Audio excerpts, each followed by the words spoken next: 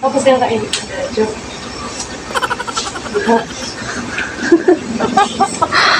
Hello mga ka-mermaid, so for today's video tara nga at samahan niyo ako dahil meron kami mga lakad ng mga kaibigan ko. Itong video na ito is ngayon ko lang siya i-upload dahil sobrang tagal na nga nito. Ngayon ko nga lang napag-isipan na i-voice over ito dahil hindi ko pa nga ito na-upload sa YouTube channel ko at lalo na sa FB page ko. Dahil sa sobrang busy din naman kasi mga ka-mermaid, hindi na ako nakakapag-vlog ng maayos. So ita-timelapse na nga natin mga ka-mermaid, andito na kami sa 7-Eleven sa Orbistondo, Pangasinan. So bigla ang galaan nga to mga ka-mermaid dahil kapag nagpaplano kami ng mga kaibigan ko is hindi rin natutuloy kaya mas maganda na lang yung biglaan. At ang masaklap pa dyan mga ka-mermaid, hindi kami kompleto ngayon at dadalawa lang kami na pumunta. Paano naman kasi yung ibang mga kaibigan namin is busy sa mga bebe nila tapos meron silang importanteng lakad. Pero okay lang yun mga ka-mermaid, may susunod pa naman na taon. Huy! At nung nandito na nga kami sa 7-Eleven, namili na rin pala kami ng kakainin namin. Medyo low budget tayo dito mga ka-mermaid kaya namimili na lang ako ng mas mura. So dahil dadalawa lang nga naman kami kakain dito, chichirya na lang ang kinuha ko at soft drinks. Ang balak nga namin mga ka-mermaid is magbubudol fight nga kami kaso nga lang dadalawa lang kami kaya hindi na. Nagsisave the date pala ako mga ka-mermaid sa iba't iba kong mga kaibigan dahil hindi lang naman sila yung kaibigan ko, marami pang iba. Huy! Ngayon lang ulit ako nagkaroon ng oras para mag voice over dahil nga wala akong magawa. Kaya nga dali-dali nga akong naghukay sa gallery ko at nakita ko tong video na ito na hindi ko pa pala na voice over. Buti na lang may nakita nga kami dito na mini donut kaya kumuha na rin ako ng ilang piraso para matikman naman namin ito. Dito pala sa donut nito, self-service pala, dapat ikaw yung kumuha mismo at tinawanan pala ako ng kaibigan ko dahil hindi ko nga siya nabasa. Dahil nga nagpapa-assist ako dito sa staff ng 7-Eleven na kunin yung order dito sa donut. Kaso mga ka-mermaid, hindi ako pinansin dahil nga hindi ko rin nabasa yung self-service. So ayun na nga mga ka-mermaid, magbabayad na pala ako nito bago namin kainin dito sa loob ng 7-Eleven. Sabi ko nga sa kaibigan ko magja-Jollibee na lang kami kaso walang malapit na Jollibee dito sa Orbis. Kaya ang pinuntahan na lang namin dito na lang sa 7-Eleven para makapagtambay na rin kami. Akala ko nga dito mga ka-mermaid, sobrang stricto nila, bawal mag-video dito pero pwede pala, open pala sila dito. Pero mas masaya mga ka-mermaid kapag kompleto kayong magkakaibigan na nagpo-food trip, diba? Pero okay lang yun mga ka-mermaid, naiintindihan ko naman yung mga kaibigan ko dahil alam kong busy naman sila. So sa mga gustong bumisita dito sa bayan ng Orbistondo, welcome na welcome po kayo dito. At nung pagkatapos ko na nga nag-order ng pagkain namin, syempre kakain na muna kami at magmamarites. Huy! Ang tagal na namin kasing hindi nagkita ng mga kaibigan ko at lalo na dito sa kasama ko. Kaya nga mahaba-habang kwentuhan nito. So mga ka-mermaid, meron pala akong i-share sa inyo kung bakit hindi ako nakakapag-vlog minsan. Pero alam ko sa mga taong hindi na mainteresado sa video na ito, skip nyo na lang. Hindi ko naman po kayo pinipilit na panoorin nyo tong vlog ko. And okay lang naman kahit ko konti yung views ko, at least meron ako napapasayang mga tao, diba? So alam nyo naman na kung ano yung dahilan ko kung bakit hindi nga ako nakakapag-vlog minsan dahil busy na rin talaga ako sa work. At sana mga ka-mermaid naiintindihan nyo ko. So dito ko na lang din tinatapos ang vlog ko mga ka-mermaid. See you in my next vlog.